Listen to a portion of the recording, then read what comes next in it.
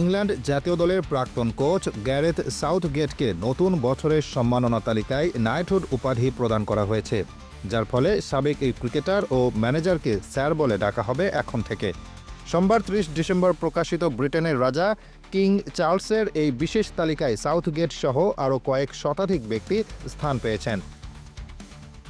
নতুন বছরের সম্মাননা তালিকায় রাজনীতি, ক্রীড়া, শিল্প ও সামাজিক সেবায় অসাধারণ অবদান রাখা ১,২০০রও বেশি মানুষকে বিভিন্ন মর্যাদাপূর্ণ উপাধি প্রদান করা হয়েছে। এদের মধ্যে রয়েছেন MBE, CBE ও OBE উপাধি প্রাপকেরা। শীর্ষ সম্মাননা হিসেবে প্রদান করা হয়েছে নাইটহুড ও ডেমহুড।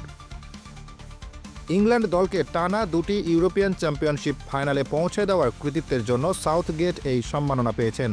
তিনি ২০২৪ সালের জুলাই মাসে জাতীয় দলের কোচের দায়িত্ব থেকে সরে দাঁড়ান।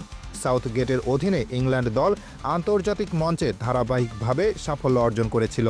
কেবল জনপ্রিয় ব্যক্তিত্বই নয়, বরং জাতীয় জীবনে বছরের পর বছর ধরে গুরুত্বপূর্ণ অবদান রাখা মানুষদেরও এই তালিকায় স্বীকৃতি দেওয়া হয়।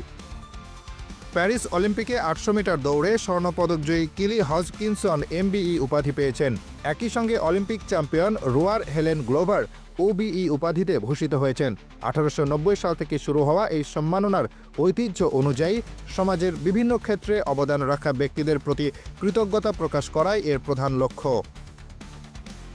Hasibur Rahman, daily our Bangladesh.